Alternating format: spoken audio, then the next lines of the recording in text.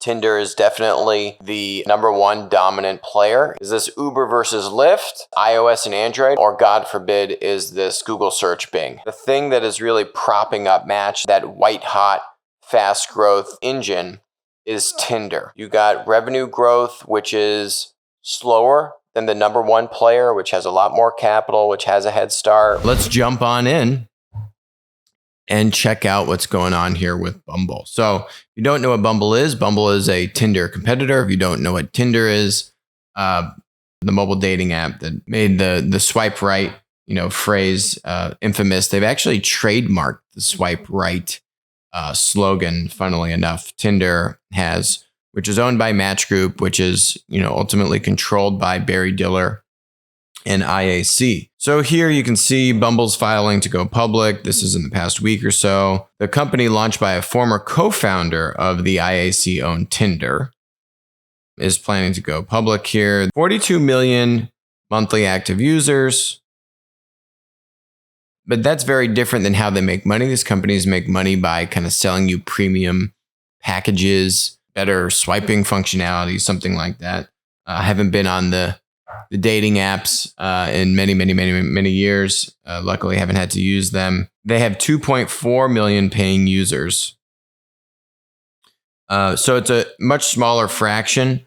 Those monthly active users, those are 2.4 million paying users throughout that period of 2020. So it's a small fraction of the 42 million. So let's take a step back and you say, okay, well, how is Bumble priced? Does it make sense to invest in a Bumble? So again, name of the show, winner take all. You have one or two dominant players in a given vertical. Tinder is definitely the number one dominant player. I think this is really a question of how dominant, right? Are we talking, is this Uber versus Lyft?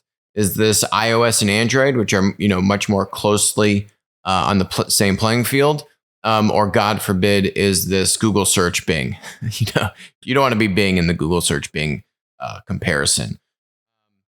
So in order to get to that, let's first actually take a look at Tinder. Now, taking a look at Tinder is a little bit more difficult because they are rolled up inside of Match. Match was somewhat recently spun out of IAC. So if you actually look at Match's 10K, it's looking at the 2019, right? So it was published in early 2020, looking at the 2019 calendar year. And so, this thing has all of a bunch of different IAC holdings in it, right? Here's Match. Here's Angie's List, which is a roll up of Angie's List, Home Advisor, and Handy. You got Vimeo in here. You got a bunch of other stuff in here. This 2 billion, see this 2 billion roughly number here in revenue? That is reportedly, so this is again 2019 calendar year, 1.2 billion of that is Tinder. So actually a little over 50% of Match's revenue, was Tinder in 2019. When we read through their quarterly filings, they haven't done their 2020 10K filing yet. But when you read through the quarterly filings, the thing that is really propping up Match, that white hot, fast growth, revenue growth, profit growth engine is Tinder. And then they have, they've rolled up some smaller kind of mobile first dating apps underneath Tinder. Like they own Hinge and they own some other things that, you may not be as popular. But anyway, if you say here that, okay, maybe Tinder is really going to closer to, 60, maybe a little bit above 60% of revenue for Match. Okay. And then we got to look at where Match is on the public markets here. So Match Group stock is about $37 billion. But again, you really want to compare apples to apples here with Bumble. You want to try and look at, what portion of that is attributed to Tinder and other kind of mobile related dating apps versus Bumble. Match is primarily going to be that website type of experience, a little bit different of a kind of workflow, business model, growth rate, more of a laggard than Tinder really is that growth engine, right? Their performance, though, throughout 2020 has been very strong. You can see here for the 3 months, so this is Q3 2020, they had about $640 million in revenue. For the first 9 months of 2020, they had about $1.7 billion in revenue. So you can see, right, in 2019, where they closed at about $2 billion for the calendar year of 2019, they had $2 billion. They were pacing at 1.5 through Q3. If they can have another 600 million plus revenue quarter in Q4, this is really like around a $2.4 billion, let's say, a 20% year over year growth here on a revenue basis for Match, which if you say 60% of that, maybe a little bit more is Tinder, maybe Tinder's around, if Match overall is growing at say 20%, maybe Tinder's growing at 25-30% revenue. They don't break out all the stats for Tinder, right? So you kind of need to intimate here a little bit. But let's say if Tinder is at 1.2 in 2019, maybe they're at 1.4 to 1.5 in 2020. Then if we just take a step back and we say, okay, Match is a $37 billion company. They got a roughly $2.5 billion revenue. So you've got well over a 10x revenue multiple here for Match.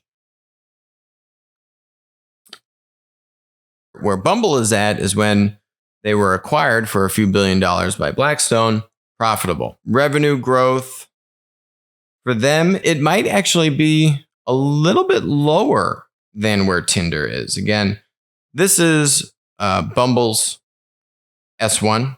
It gets a little bit wonky in here because you got to add up this revenue number, it's because they had all these kind of weird corporate entities structuring. So that's why this reporting is a little bit wonky. So you got 375 million here, but you got to add in this 40 million. So really they're at like 415 million in that period, those first 9 months of 2020, okay?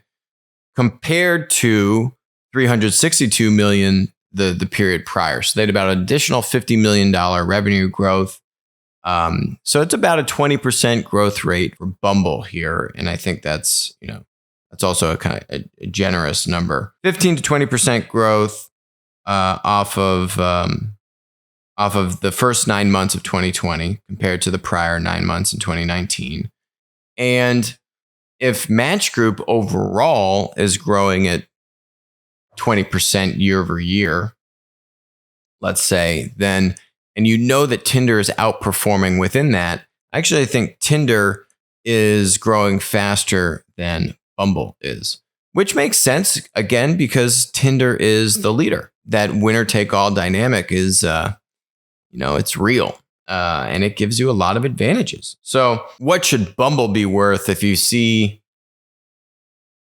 Match Group, close to a 15, 16 revenue multiple here? We don't know exactly where their Q4 is going to end up, but if you just kind of keep on pace, let's just call it roughly. You got a 15x revenue multiple for Match. You got Tinder, which is really kind of outperforming from within that. I wouldn't be surprised if you were to look at Tinder and you say, yeah, Tinder's got actually closer to, say, a 20x revenue multiple in what is kind of Tinder revenue. Let's call it at around 1.4, 1.5 billion dollars here. And then, the rest of that is really Match. Compared to Bumble, where should Bumble be valued at? Those are the real comparables here.